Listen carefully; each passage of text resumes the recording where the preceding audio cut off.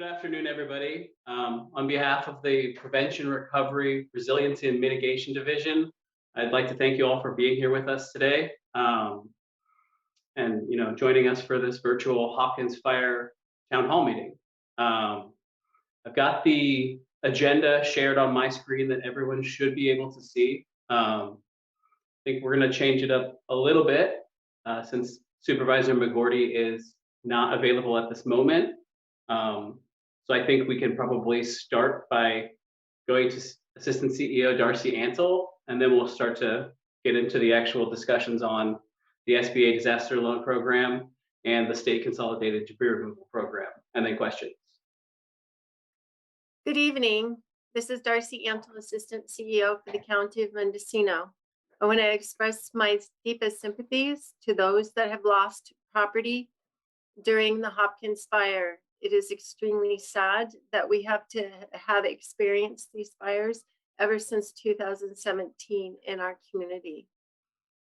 Secondly, I would like to express a great thank you to our state partners, CalOES, for joining us today to help educate and learn from them as to the next steps and how we can begin to rebuild your homes and our community.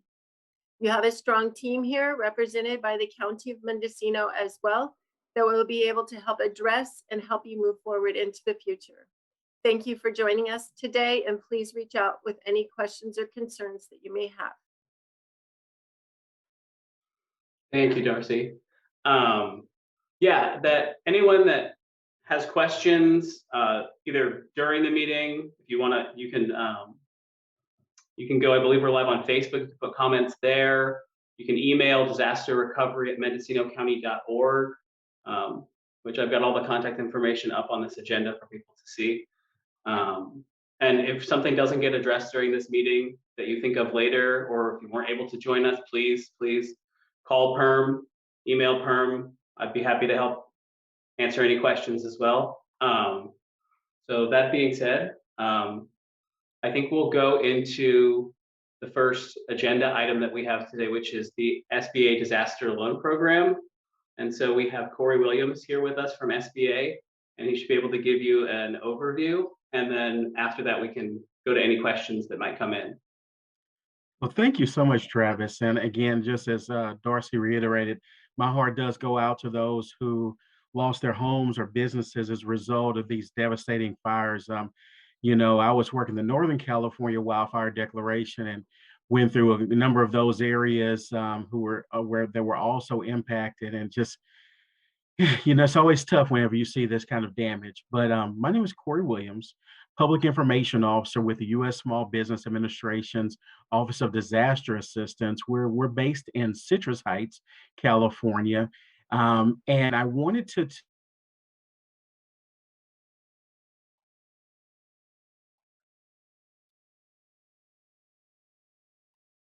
speak with you in regard to the SBA. The question that might come up from Mendocino County is that, with the Northern California Declaration, that was what was considered a presidential declaration. So the resources available were different. There was FEMA grant assistance as well as SBA loans. So with this being an administrative declaration, the only assistance available is through the form of low interest loans through the U.S. Small Business Administration's Office of Disaster Assistance. Another common question that comes about is, why SBA? I thought, that we only help out businesses. Well, in times of disaster, the U.S. Small Business Administration's Office of Disaster Assistance not only helps out businesses of all sizes, but nonprofits, homeowners, and renters. So I wanted to first start out by sharing my screen, and we're going to go through the fact sheet of how our program actually works for those impacted by Mendocino County. So let me get to that fast here. It should be right here. So can you all see the fact sheet? Yeah, yes, we can. Awesome. Okay. So this particular declaration, the Hopkins Fire, of course, the incident period is from September the 12th through September the 20th, 2021. And this is in Mendocino County, but any of the connected counties, or what we call contiguous counties, are also eligible for assistance. That would be Glenn, Humboldt, Lake, Sonoma, Tehama, and Trinity counties. Now, we declared this declaration on October 27, 2021, which opened up a 60-day period to apply for SBA assistance. So the physical deadline is actually December 27th, 2021. Now, for our businesses, and this is one of the things that I always try to emphasize, and I'm going to mention a little bit more as we talk about the Economic Injury Disaster Loan Program. One of the silent killers, or silent big issues that come up with businesses is, economic injury. We can see, the buildings burned. We can see water in the building, but most of the time we can't see a drop in sales. Most of the time we can't see having to lay off an employee because the books are tight. Most of the time we can't see actually not being able to pay the monthly lease obligation, or even being able to do the smallest of things as far as maintaining a chamber membership. All those are signs of economic injury. And so even though there's a 9-month deadline, July 26, 2022, for economic injury, the one thing that I always try to emphasize is that it's better to be very proactive in identifying economic injury. So don't wait until July 1st or June 1st and say, oh, wow, my sales have dropped for the last 6 months, or oh wow, it's January 1st and I haven't been able to pay my monthly lease obligation for November, December, and January because we had a drop in sales. So even though there is an extended deadline period, being July 26, 2022, for economic injury, again, we really try to encourage our businesses to really be very proactive and kind of make sure that they're applying very early in the process, as they would for the physical damage deadline. But again, we offer physical disaster loans to businesses of all sizes to repair, replace disaster damaged property that's owned by the business, which would include any real estate, inventory, machinery, and equipment. And again, private nonprofit organizations such as charities, churches, private universities are also eligible for the program. Now, for our economic injury disaster loan program, that is working capital loans to help small businesses, small agricultural co-ops, or any of our small businesses engaged in aquaculture, and most private nonprofit organizations meet ordinary and necessary financial obligations that cannot be met as a direct result of the disaster. Again, economic injury is one of those things that you really can't put a finger on. Like I say, it could be drops in sales. It could be, not being able to meet your lease obligation, your mortgage obligation. We've seen it at the basic level, not being able to pay a Chamber of Commerce dues, or laying off employees. So all those are signs of economic injury. And that's why, I spend a lot more time because we have our COVID idle declaration program, which most of you all probably are familiar with, where we've loaned over $250 billion to businesses throughout the entire 50 states and all the US territories. And it was probably the most evident we've ever seen with economic injury as a result of the COVID pandemic. But now, even dealing with the Hopkins Fire, there's so many things that can be affected. Think about the incident period of this September 12th through to September 20th. There may have been people making weekend trips that were planning on coming up, but they saw the fire and they decided to turn back. Well, with those cancellations, it kind of causes what's called a trickle-down effect. So not only were the hotels impacted, but then you think about, well, what about the restaurants expecting their revenue? What about the tourist shops that are there? They expected revenue. So again, that economic impact kind of creates a trickle-down because of the fact that, whenever they saw the fire, it's not just the hotels, it's not just restaurants, it's not just the gift shops, it's the whole area that's impacted by these fires. Now, for our business loans, businesses can borrow up to $2 million to repair, replace disaster damaged real estate, machinery, equipment, and also the economic injury. But again, one of the most common questions we get is, well, Corey, we need we need a loan, but we don't want to pledge collateral. Well, many people don't know that for our businesses can actually borrow up to $25,000 for their physical loss and up to $25,000 for their economic injury, and that's an unsecured loan. Now, keep in mind, we can't cross collateralize, so we can't borrow $50,000 for physical loss and then zero for economic injury. It's up to the $25,000 threshold for the physical and then up to $25,000 threshold for economic injury.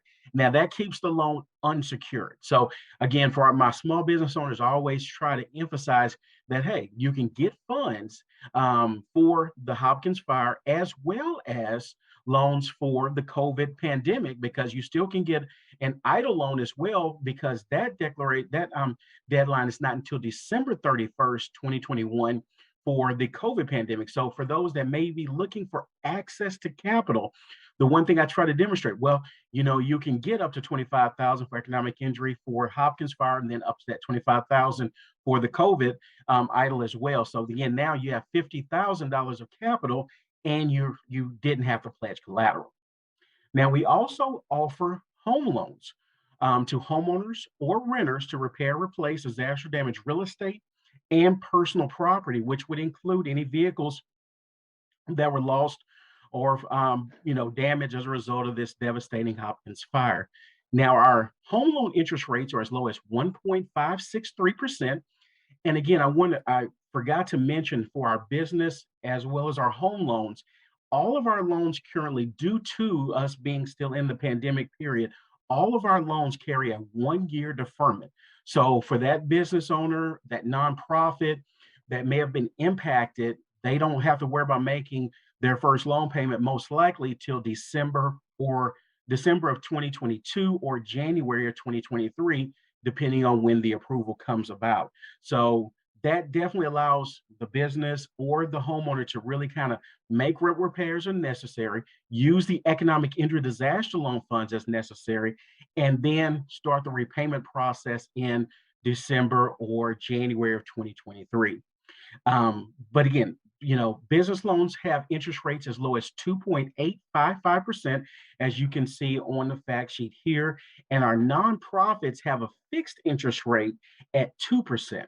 Well, one question that you may ask is, well, Corey, how can we help nonprofits? How can nonprofits experience economic injury? Well, think about it like this. If we have maybe there was an event that was scheduled by a nonprofit in Mendocino County, or maybe there was, a certain event maybe in the coming months. Well, now due to the Hopkins fire, not only would that event be potentially postponed, but also it could be canceled. And if we think about even pushing back an event, well, even if an event was scheduled for the end of September and it got pushed back, well, that was revenue that nonprofit was anticipating making in September for their bookkeeping purposes. So now if that event gets now moved to January or February, yes, it's they're still going to have the event, but that they need that revenue now. And that's the whole purpose of the economic injury disaster loan, to make sure we keep that business operational by using this working capital until they can get back on their feet. And again, like I say, the interest rates are 2% fixed for our nonprofits. Now, businesses and nonprofits, as you can see here, can borrow up to $2 million. And again, that's so they're treated the same, except the interest rates are different. For our nonprofits, it's a fixed rate. For the businesses, it's as low as 2.855%. Again, 1-year deferment, no cost to apply, no closing costs, no prepayment penalties. So these are your taxpayer dollars at work. And businesses can be impacted just as nonprofits are impacted as well. Now, we do have a $2 million statutory ceiling. However, if our processing center, which is located in Fort Worth, Texas, makes a determination that the business or nonprofit is considered what's called a major source of employment, then SBA has the authority to waive that $2 million statutory limit. Again, that's not a decision that I'm making in the field. That's a decision purely made by our processing center in Fort Worth, Texas. So what kind of restrictions are there on our loan eligibility? Well, the biggest question, the biggest issue that most may have is that we are not able to help secondary homeowners. So this is, if this is not your primary residence as a homeowner, and and if you are using it as like an Airbnb and you are reporting that tax income, then yes, you are eligible for the program, but that would be eligible as a business, not as a homeowner. So the interest rates are going to vary a bit, the 2.855 as opposed to the 1.563. But if it's purely for a secondary home and not for any business use that's being reported on your taxes, that is ineligible for the program, as well as any kind of RVs, unless they are used for any kind of business purpose. Also, if there is a situation where any of our previous SBA loans you were not in compliance with them, such as keeping up with the hazard insurance or homeowners insurance, then you may be deemed ineligible for the program as well. But also, we can't duplicate benefits. So we do encourage you that if you have been impacted by the Hopkins Fire, to first put in a claim with your homeowners insurance. And if there's any kind of monies that are still left over, like there's any kind of deductible, that's what's considered an uninsured loss. SBA can cover that. Or if you don't have replacement cost value. So let me give you another example. So let's say you have a homeowners policy with $200,000 of real estate and $50,000 of personal property. Well, now with this economy the where it is right now, replacement cost value may actually be about $300,000 to $350,000. Well, now because of that, you don't have replacement cost value. You are eligible for SBA programs for the difference. So potentially you can get the other $150,000 to cover that amount that wouldn't be available because you don't have replacement cost value on your insurance policy. But again, we always we want to make sure that you do file your claim with your insurance, because you can go ahead and get SBA proceeds. And then once you get your insurance check, you can turn around and pay the SBA loan off. Now, as we get to the next section, whenever we rebuild, we want to rebuild stronger. So, we have so many different webinars and different areas where, CalOES has been awesome as far as mitigative measures. So whenever, if the home was totally destroyed, we want to make sure we can potentially build even back stronger. So maybe that's the wiring, it could be the roofing, it could be whatever it can be. I mean, of course, we already have safe space, but we want to make sure if we are rebuilding, we can try to rebuild to, not have as much damage if, another fire was to come. And we know that certain areas are continually prone to wildfires. So mitigation, you can borrow up to 20% of your total loss, not 20% of the loan amount, up to 20% of your total loss, up to a maximum of 200,000 for our home loan. So again, that allows you to rebuild stronger. If you are going to make any kind of additions that can make it a little more fire safe, that is something that we can do. Also, we have availability for refinancing. It is a 3-step criteria that must be met, though. You have to not have credit available elsewhere, which most of the time, a lot of applicants make the mistake of going to their bank and saying, "Oh, well, I can get approved for, loan through Chase, or I can get approved for a loan through Bank of America, so I'm not eligible for SBA." Please, please, please do not make that self-determination. Let SBA determine if you have credit available elsewhere. Also, you have to have suffered substantial uncompensated disaster damage of 40% or more of the value of the property, or 50% of the more of the value of the structure. And then the third thing is you have to intend to repair the property. So we want to make sure that you intend to repair the damage, and that it is also, again, your primary residence. So we're not trying to, provide funds for you to rebuild a home and then turn around and sell it.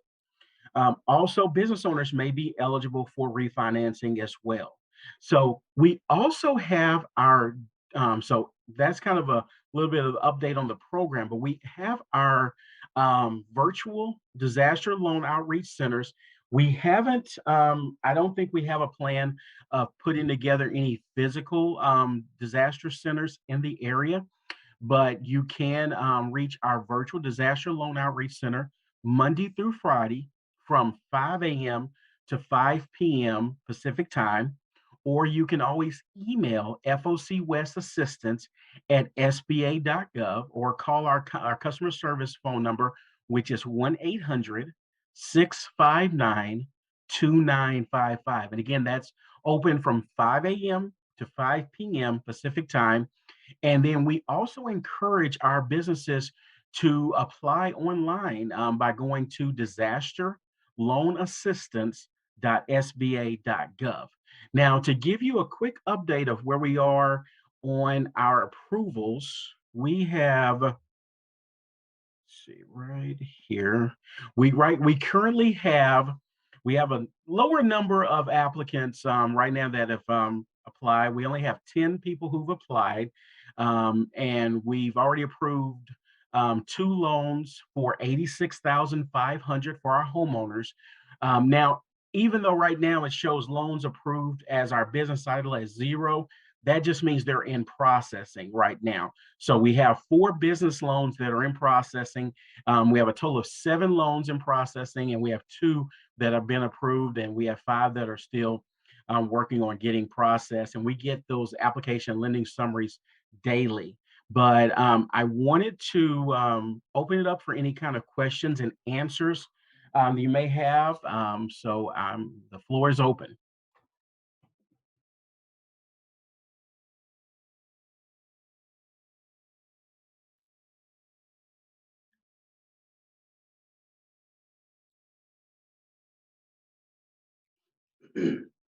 Thank you, Corey. That was a very good presentation. That had a lot of information.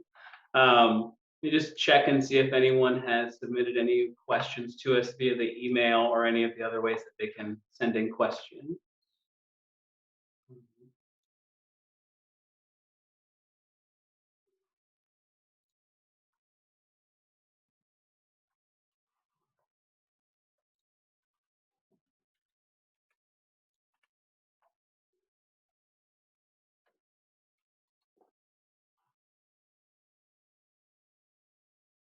And for anyone who's listening to this webinar on their phone, you can press *9 to raise your hand. And if you do that, then we can call on you, and then it's *6 to unmute, just in case people don't know how to do that on a phone. But I think at this point, we do not have any questions about the SBA loan. I'm not seeing any. But that was a very detailed presentation. We definitely appreciate SBA's help and your help, Corey. Thank you so much, Travis. It's an honor being able to participate in the virtual town hall. And if there's any questions, as far as email, you can always email me at corey.williams, that's corey.williams@sba.gov. I'll put that in the chat as well. And then it's always best to reach out to me that way if there's any kind of questions that may have come about. I was trying to, I don't think I can I put it into the, it doesn't allow me, it doesn't look like it has a area where I can put in my email address. I was trying to, I tried to put it in Q&A, but it didn't have it there, Travis. I don't know, Okay. just in case people had any questions. This is Sarah from the county. Can you add it to your name? Yes, I can think I Thank can. you. Let's see. Rename. Let me just do.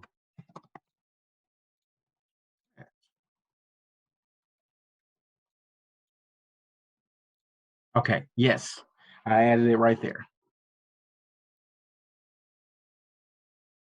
Okay, perfect. And I have your email as well. So if anybody doesn't get it here, if they reach out to the county's disaster recovery team, then I can also pass on your information as well. Awesome. Thank you so much. I'm gonna go ahead and sign off since I've been up working since 5 this morning with our congressionals. But you all have a great day and thank you again. Thank you so much. Thank you. All right. So I think we've been joined by First District Supervisor McGordy now, and I know he wanted to say a few words. So Glenn, if you're ready.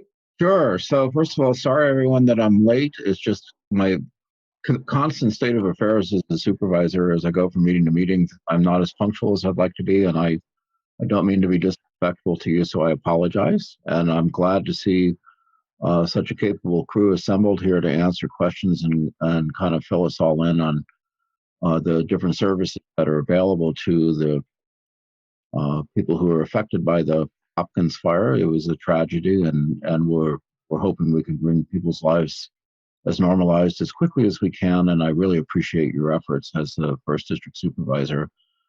It was the worst disaster of the year for, as far as fire goes, for certainly my district, if not the whole county. And thanks to all the emergency responders who were so awesome that day. It was amazing that there wasn't more damage. So we're really happy that they responded as quickly as they did. And as our county CEO says, we're getting too good at this. We have too many disasters, and we're learning the ropes too well. And I kind of agree with her, but there's always more to learn nonetheless. So we appreciate the efforts of everyone who's here today to help us be more informed. So thank you very much. Thank you, Glenn. Yeah, I think with that, we can turn our attention to the debris removal program. And we've got some representatives here from CalOES who can tell us about that. So I think Cole and Kendall are going to speak about it a little bit. Yeah, thanks, Travis. Good afternoon, all. Cole Glenwright. I'm with the Governor's Office of Emergency Services, better known as CalOES. And I'm joined today with Kendall Wilson and John Bell, who are two of the other debris coordinators we have here that are on the line and will help me answer any questions we get. So appreciate the opportunity to speak. Appreciate you having us, supervisor and team. We wanted to give a little update today on where we are on the debris removal process, where we're going, and what we need from survivors to make sure this is a successful program. So I wanted to talk kind of about where we've been first. So the governor declared a state of emergency for the Hopkins Fire on October 22nd. And ever since then, we've been actively involved in the recovery here. So the debris removal process works in a two-phase piece.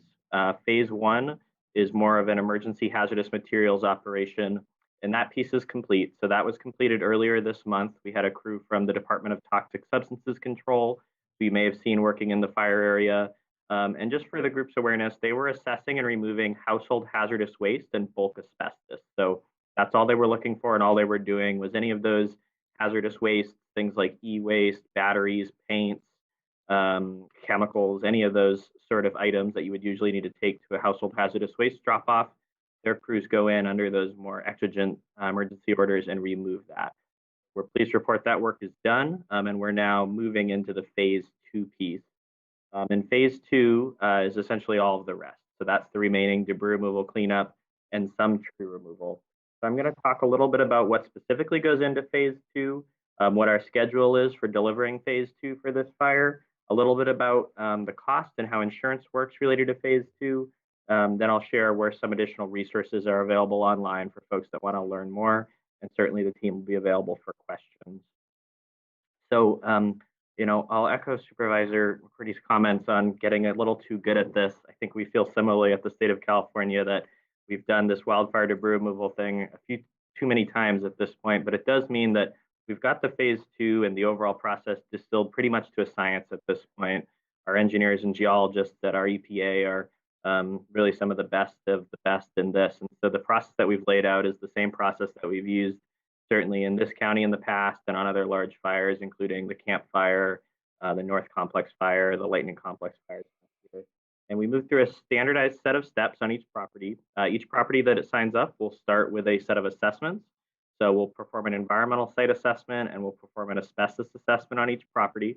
That helps us determine what site hazards are on the property and what we'll need to clean up. We'll then remove any additional asbestos that we might find on the property. So traditionally, although DTSC may have removed bulk asbestos that was readily available, we'll sample additional building materials and see if any asbestos-containing material remains on site and remove that if that's the case. That's all designed to make sure it's a safe work environment for our crews. We'll then commence the actual debris removal, and the fire debris itself is considered by the state of California to be a toxic waste. So that's, in large part why these cleanups exist, is because we know that the debris that's unfortunately on a lot of these properties now does present a hazard to human health.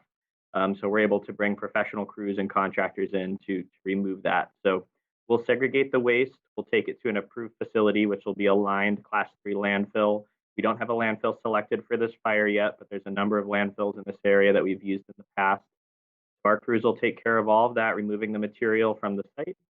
We then conduct some soil testing on the property, and that's all designed to make sure that any of those constituents, which are primarily heavy metals, things like lead, cobalt, and arsenic, that could have been in the debris are removed in pursuit of ensuring that the site is clean and safe for you to rebuild on.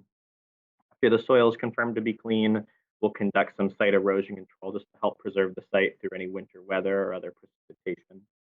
Another kind of line of effort that'll be going at this point is the assessment and removal of hazard trees.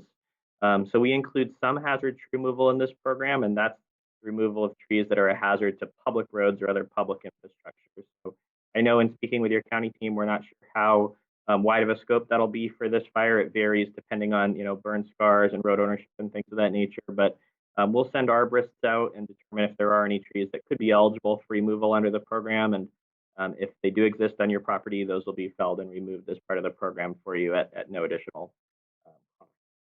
So that's at a high level what'll go into the program on each property. Again, it's in some ways a fairly complex process, but it's a fairly standardized set of steps that each property will move through.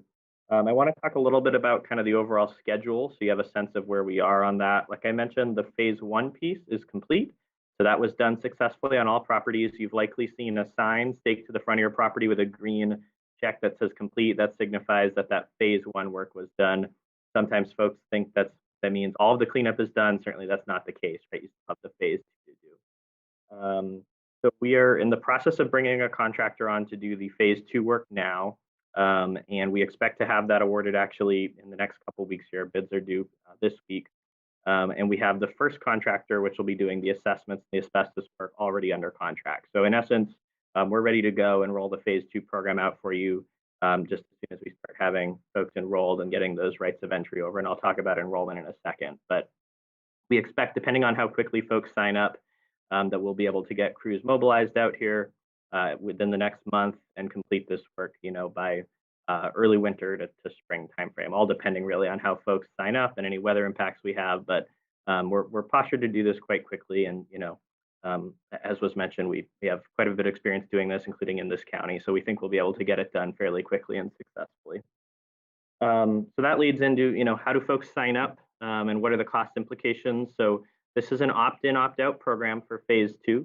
Unlike phase 1. So if you want to sign up for the state consolidated debris removal program, which includes all the work I just talked about, you sign up by submitting a right of entry permit, which you may have heard as an ROE. But that's your agreement with the state of California and Mendocino County that grants access to your property for our crews to come in and do the work. It includes some additional provisions to allow us to determine the scope there, and that'll enroll you in the program. Importantly, it also has some provisions with your insurance. So if you had insurance on the property, which we know, unfortunately, a lot of folks aren't able to get insurance anymore in these fire-prone communities. But if you did have insurance on the property, there's a couple ways that what's referred to as a duplication of benefit could exist here. And a duplication of benefit essentially means if you had insurance coverage that should have paid for this cleanup work, there's a requirement under law that the state attempt to recoup some of that funding. So this is all laid out in the right of entry. And we really encourage you to speak with your insurer. But generally, it means that only funding that was specifically set aside for debris removal, if you don't spend that on other debris removal, would need to be remitted back to the state government. In other scenarios, if you didn't have it broken out in your policy, it could be any funding left over after you're complete with your rebuild would be considered a duplication and eligible for remittance back. So it's something we like to hit on because we know folks are often concerned about that, and that's one of the decision factors in deciding whether to sign up for the ROE. So if you have any questions about that, if you are insured and you think these provisions could apply to you, I'd really encourage you to read that page of the ROE and talk with your insurance carrier to figure out, what funding, if any, could be remitted. But the bottom line is that there's no out-of-pocket cost to property owners for this program. So any costs that we incur on your property above that insurance coverage are paid for by the state disaster relief funds, which without exception, every cleanup we've worked, the costs do exceed those insurance benefits or the majority of times we see. And that's, just the reality of how costly it can be to do these sort of hazardous material cleanups. The cost of hauling this material away adds up. And so any of that delta of costs that are incurred on your property beyond your insurance coverage would be paid for by the state government. If you didn't have insurance at all, then there's no possible duplication of benefit, and this is just a free program to you.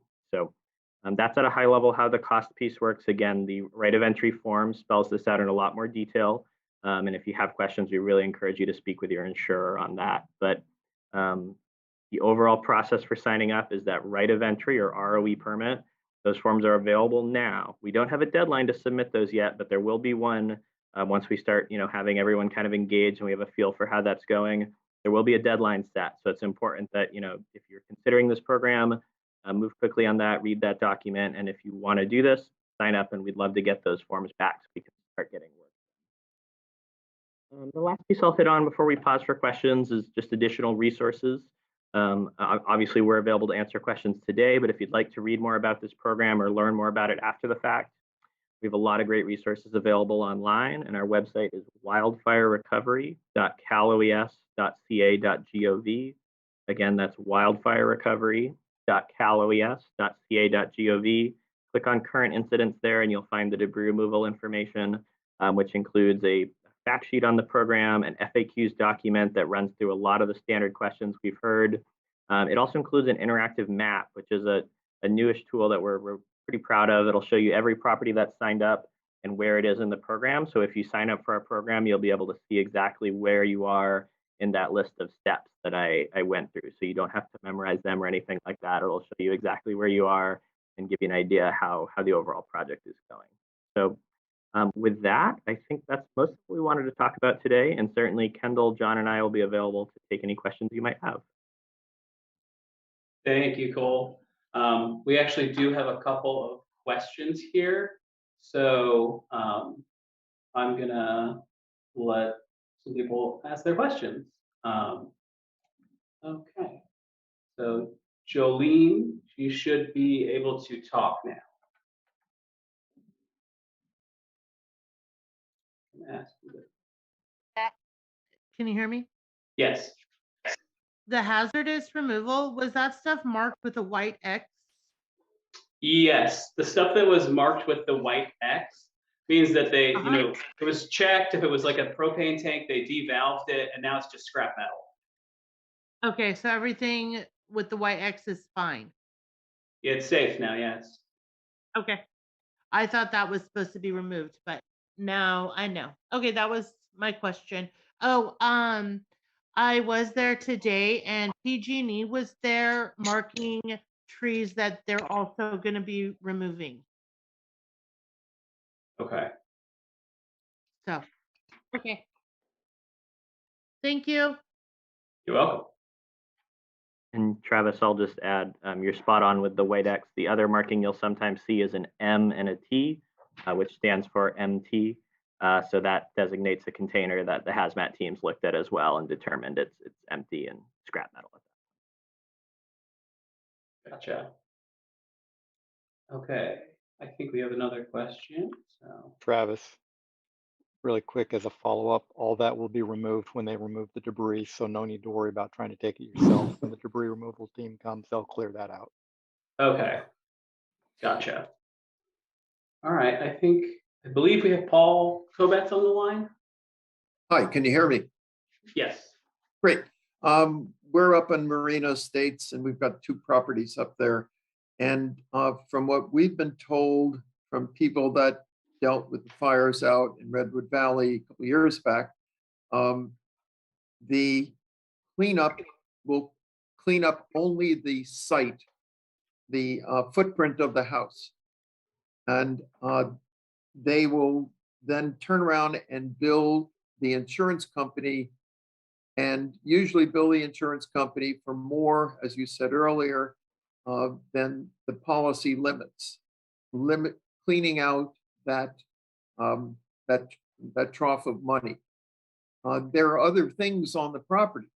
There's a storage shed that burned to the ground. There's solar arrays that have burned to the ground, and those are hazardous as well. And we've been told that no, this program will not touch any of those things.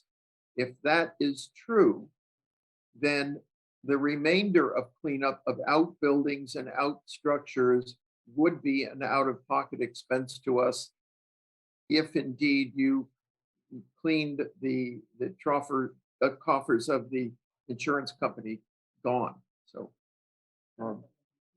then there'd be nothing left to pay for that additional or those additional cleanups, which could be substantial. A good question, Paul. I'll answer some of that, and then I'll let Kendall and John speak tomorrow if they like. So I think Okay. there's a couple. Oh, sorry. Go ahead, sir. No, I said, thank you. Oh, sure. So I think there's a couple components to it. The first being, what's going to be in our scope of work. And you're generally correct that this is a structural debris cleanup program. So we're generally looking at the eligible destroyed structure, but the scope of work will vary a little bit. And we, for example, outbuildings that are smaller than 120 square feet, if they're on a property with 120 square feet, we'll generally look at, and I'll let Kendall and John speak a little more to that if they like. The second piece is the insurance component. I think that's a really good question. So essentially the scenario you're describing is that you would have some funding set aside for debris removal.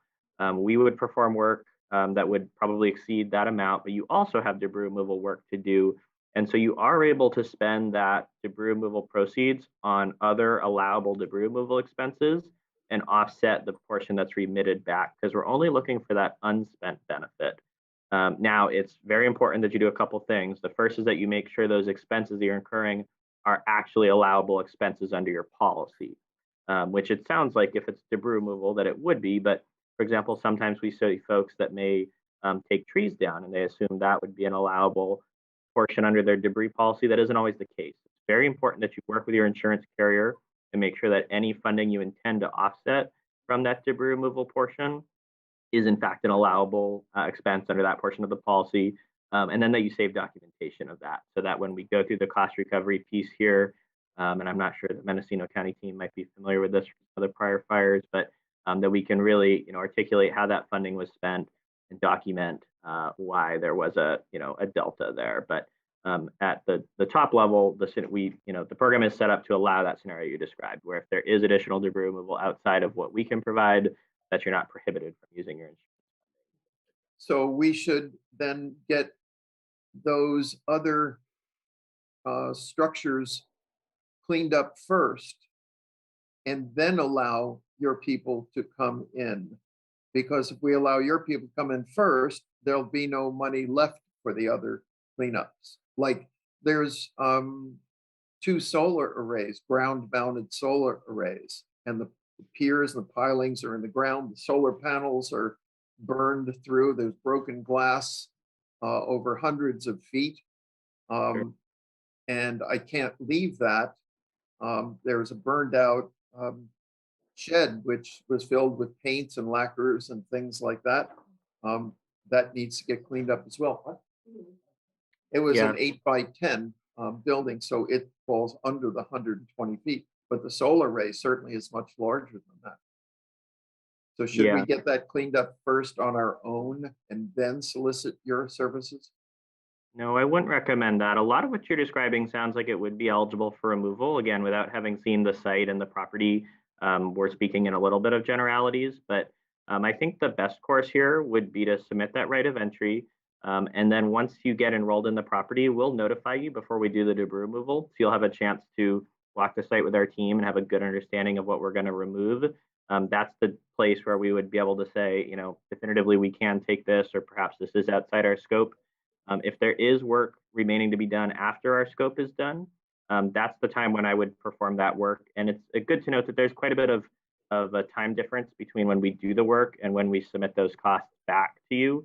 So you'd have time in that interim between when we do the work and before Mendocino County on our behalf comes back to ask for that funding. So I would definitely not recommend starting that work now, because I want to see if that's something that our team could do for you and, save you that additional expense there. But Kendall or John, do you guys want to add anything to this question?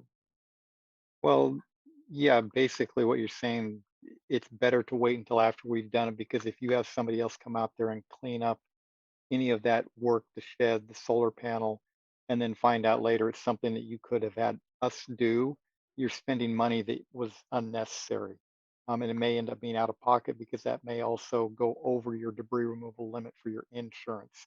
If you wait until after we do it, like Cole said, you have plenty of time from the time that we complete it until all those costs are calculated by the state, and then we go back to the county, which probably allows you several months or more to get somebody else in there to clean up what we were not able to, if there is anything left.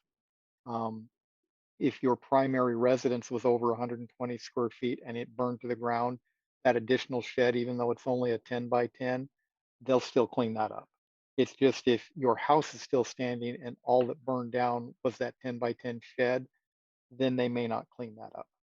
No, we lost two homes and adjacent gardens that are Mhm. half up, half down, and solar panels and sheds. The houses, there's nothing, Okay. I mean, absolutely nothing left. So, okay, thank you for answering the question. We'll go ahead and sign up for your program. Thank you very much for your efforts, General. And thank you, Travis. You're welcome. Okay. I think another question that I got via text earlier today, because another resident couldn't attend the meeting. They wanted to know if there's any way that they can set items aside that they want to keep somewhere on their property and have it so that the cleanup crews don't remove those items, or if there's some provision, some way that they can put things aside that are, keepers essentially. Sure, yeah, good question. There's a few ways to do that. The first is that in the right of entry permit itself, on the last page there, you can list items that you'd like our crews to be aware of and preserve if possible. And for example, vehicles that might have sentimental value, or certain items, within reason, we aren't going to be able to preserve whole destroyed structures or things of that nature. But if it's a specific item, you can list it there. And as I mentioned in an earlier question, we'll also notify you prior to the debris removal crew mobilizing to your property. So that's an opportunity for you to speak directly with our team, and they'll take down notes on anything, any special requests there. And I guess the third option is they'll also, invite you to be there on site when they do their pre-work walk if you like. Now, certainly there's no obligation that property owners do that. But if you'd like to be there and walk the site with the foreman and the operator and really make sure you have a firm understanding of what we're going to do, and specifically point out items that you want to make sure we're aware of that you want saved, you have that opportunity. You're welcome to be on site with us. We've also seen some folks that physically go out and mark items on their property. That's another possible way of making sure that our crews are very aware of that. That's not something we require, but it is something we know a lot of property owners do, and is a good way to make sure that the property that you're speaking about is the same one that we're seeing. So those would be the ways I'd recommend. I'd start by listing that on the right of entry form itself. And then when we reach out to you, just be engaged in that process and make sure our team is aware of that. And if it's, a complex request or a lot of items, if it's possible for you to be on site with us, that's probably the most surefire way of making sure that we're on the same page about what you'd like to see done on your property. Okay, excellent. Just out of curiosity, when you notify people that you're going to be coming to their properties, what kind of notice are they getting? Because I was with DTSC for phase 1, and it was difficult to give people notice because we moved pretty quickly through properties. So are you able to give people like, we'll be there on this day at this time, or is it just like, we're going to be there on this day, so hang out all day and catch us? Yeah, Kendall, do you want to take that one for your crews? Sure. Yeah, we coordinate that with our consultant who does the site assessments. They will give the property owner notice 24 to 48 hours, sometimes as much as 72 hours prior to that they're getting ready to move forward with it. At that time, if they would like to be present or try and coordinate, they can request that they go out there, even prior to the debris team moving out there. They can meet with our consultant as well as with one of the job foremans to walk the site and review everything. And at that point, they can give them a little bit better time. It's sometimes difficult to say we're going to be there at 1 o'clock, because if they get hung up at one site, it takes a little bit longer. It's hard to give that close of a timeline, but they can coordinate with them, have somebody at least meet them out there and walk the property, go through and answer questions, mark things that they want kept or things they want to try and avoid. Okay. And I guess what I'd add to that, Travis, is the phase 2 piece is a much bigger operation than DTSC, right? So us moving site to site involves mobilizing heavy equipment, staging trucks, setting up exclusion areas. So I'm familiar with DTSC's operation, and that moves pretty quickly site to site. Phase 2 is a bit more deliberative, and so it's less of a surprise when we mobilize. Okay, perfect. Yeah, I just wanted to clarify that for people. But thank you. So I guess I don't think we have anyone in the meeting now with questions at the moment.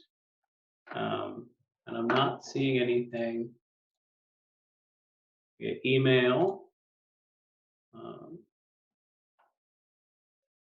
So Hey, Travis, just one final point on the notifications to homeowners. Any homeowner that is interested, if they write on their ROE as well, that they want to be notified.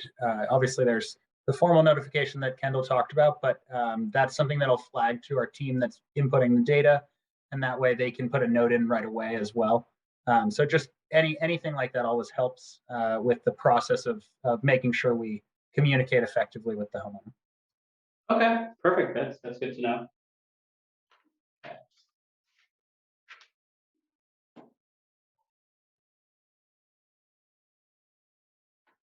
All right, well.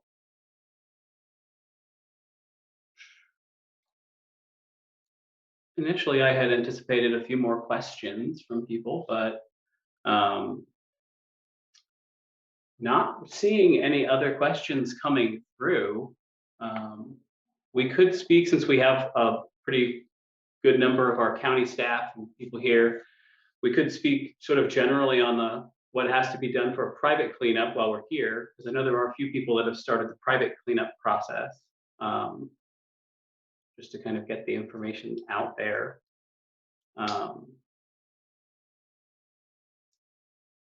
But that would be pretty much the only other thing I've got, unless someone else has a question come through.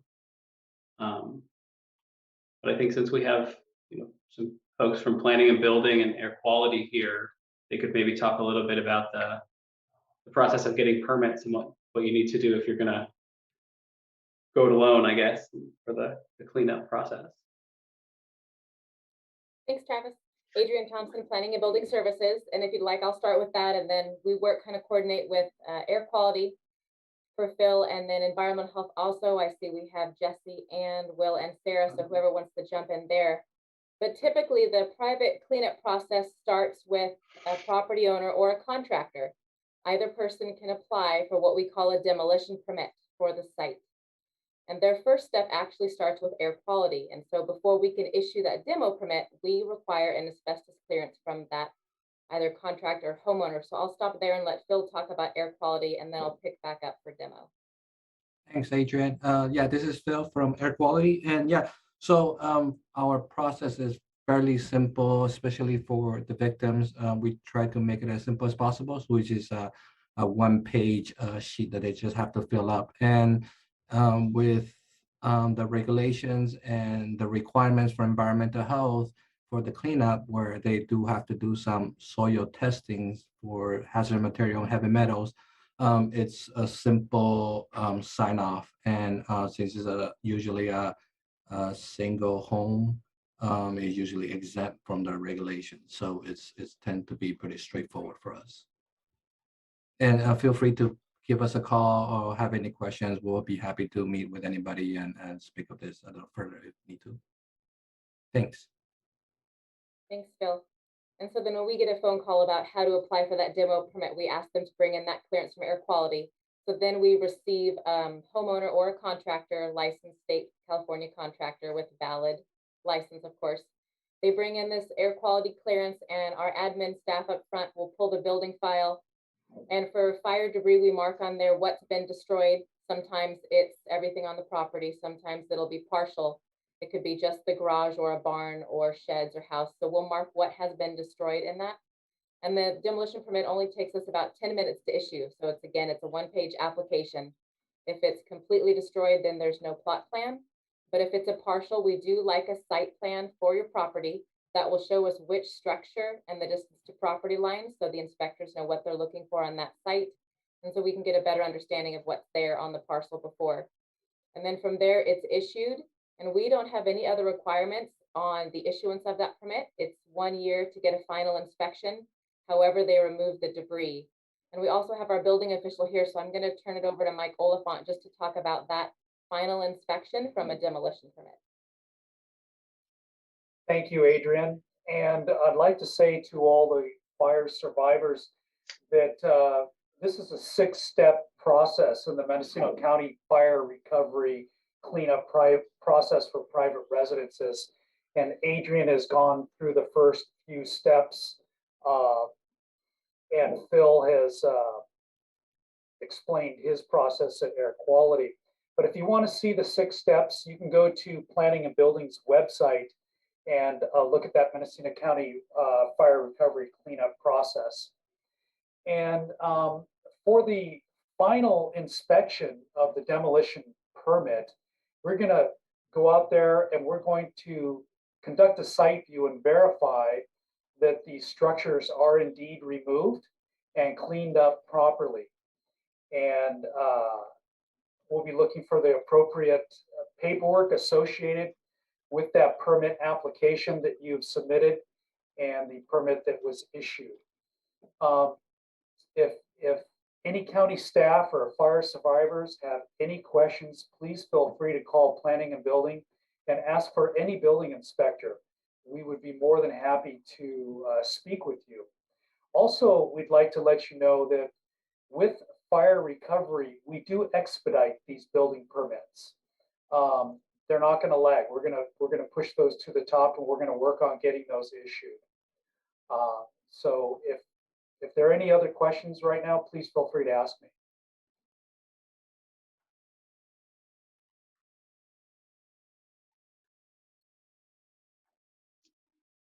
Excuse me. I'm not seeing questions come through.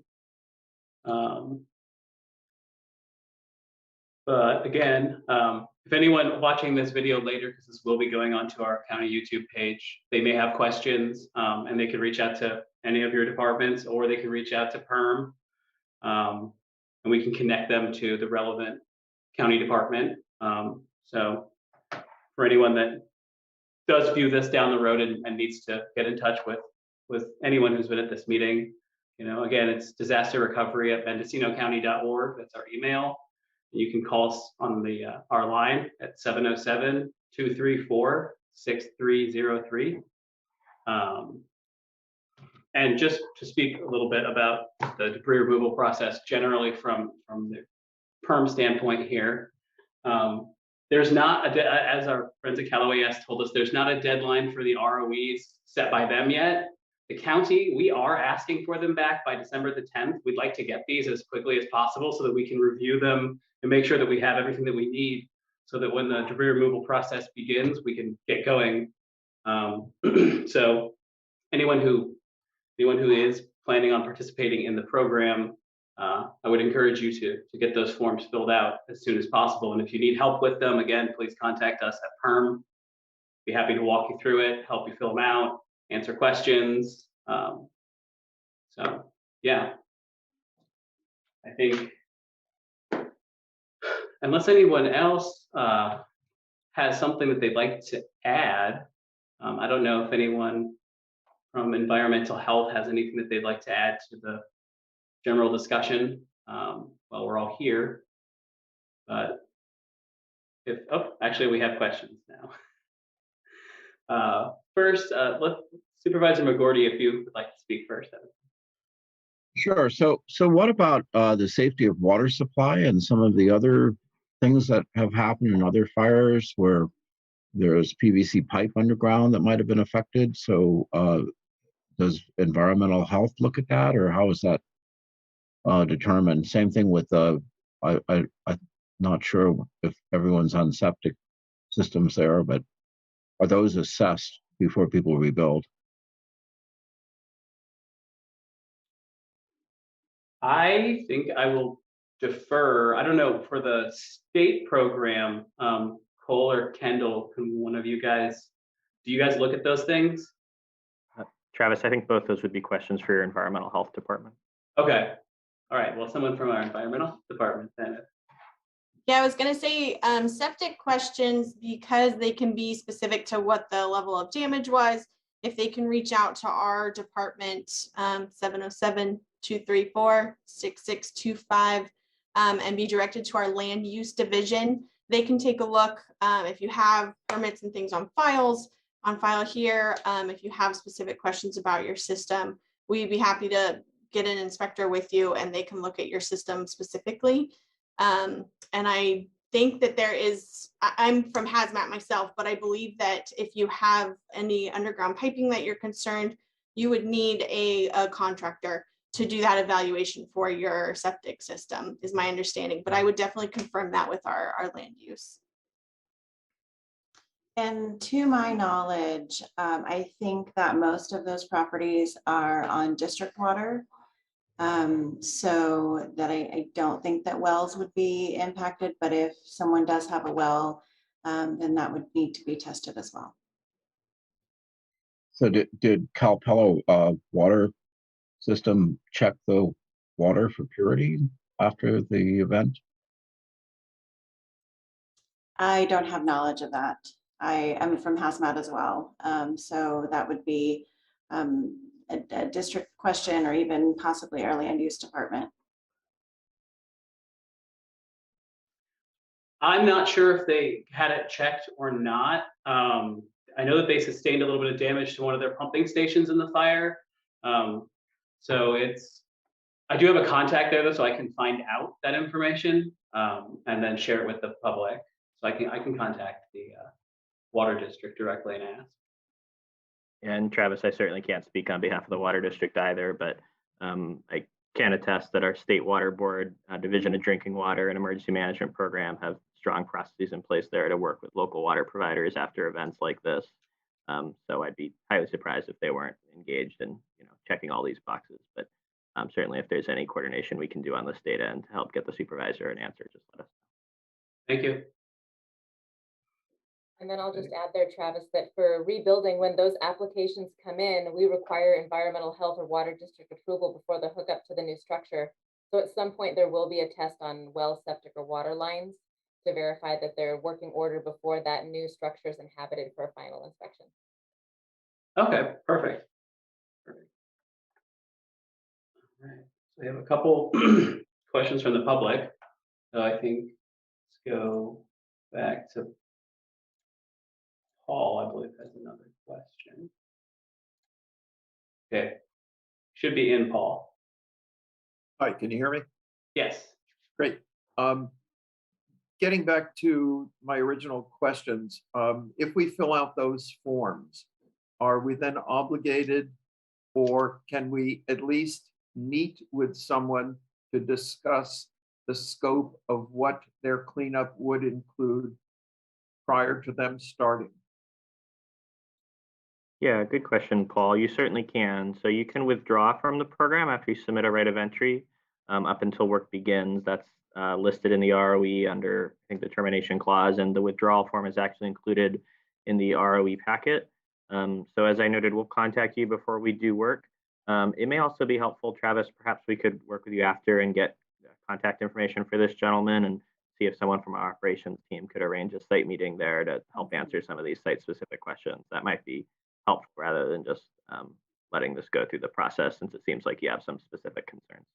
Yeah, we're really concerned about the solar panels and getting them removed. I don't know how to dispose of them. Up to myself, I'd take them to the city dump, but they were hazardous material. I know you can't do that. So yeah, that would be wonderful. Thank you very much. Yep. I can definitely get you guys connected so you can set up some sort of a site visit. It's not a problem. Great, thank you, Travis.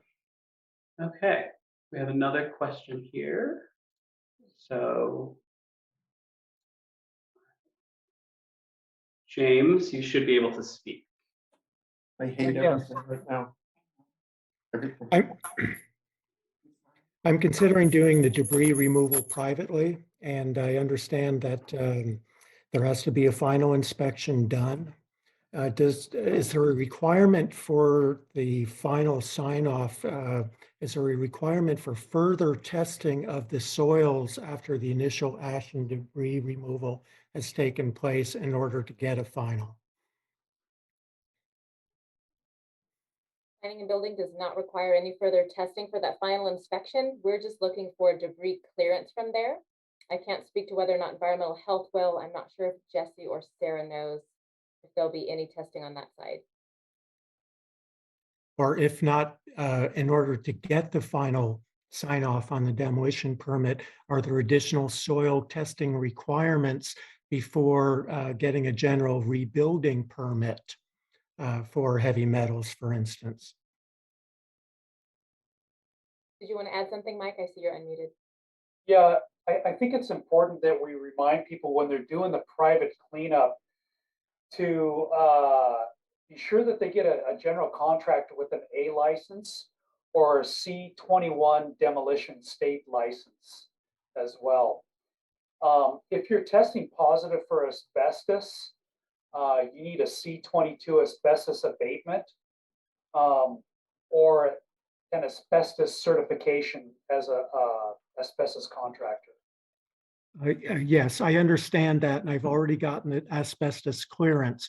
My question is whether there has to be any additional soil testing, either for heavy metals or anything else, after the debris removal and ash has been cleaned off the site. Environmental health does, I'm sorry, excuse me, Mike. Environmental health does not have any additional soil or, I mean, there shouldn't be any more ash if everything's been removed. But environmental health does not have any additional requirements. And really the main requirement in having that ash and any affected soil tested is to determine where it can be disposed of. And so that's one of the main reasons for the initial testing. So once the cleanup has been done, then there are no additional soil testing requirements. Okay, thank you. And I'd like to add that the building department would final that private cleanup process as well. But it's important to remember, if you're alluding, you're questioning the soil testing. If you're demolishing a structure and plan on rebuilding in the same footprint, there will be a soils analysis required for that to check for the compaction and the soil stability of that building pad. But not any additional testing for heavy metals or any other substance. No. Thank you.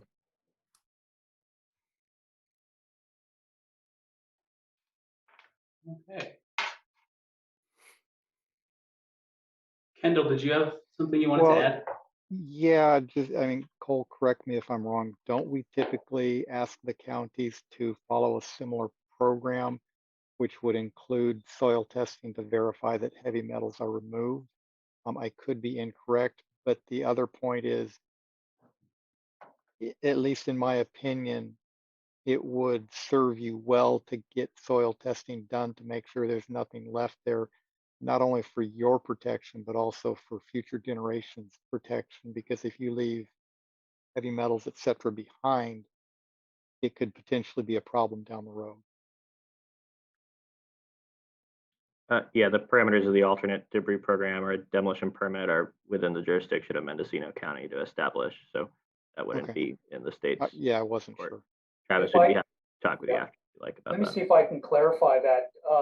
Part of the ash sample that's analyzed is the heavy metals is tested within it, the pH test and the asbestos test. So they are getting tested for the heavy metals within that ash testing. If I may add something additional. Sure.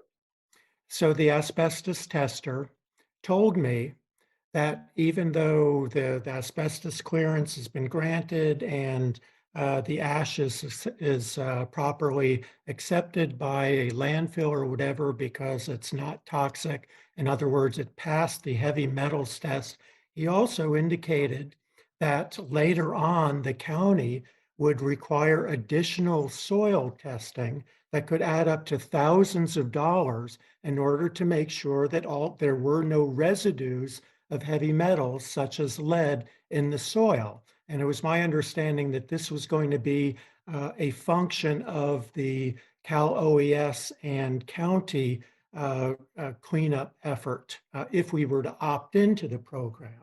So I just want to be clear, if we do not opt in to the government program, we do this ourselves, we get the asbestos clearance and we get the ash and heavy metal testing, there will not be any additional soil testing requirements, either to get the final demolition permit approved or for rebuilding on the same site.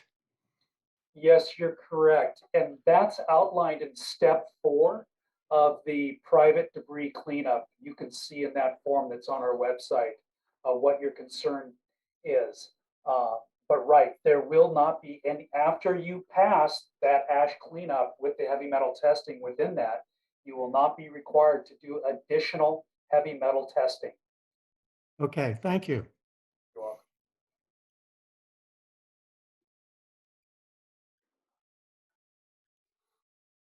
Okay.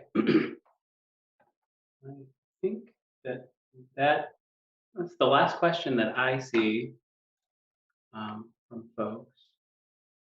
So I guess if we don't have any other questions, that we can pretty much wrap it up here. Unless there's anything that anyone else would like to add, but anyway.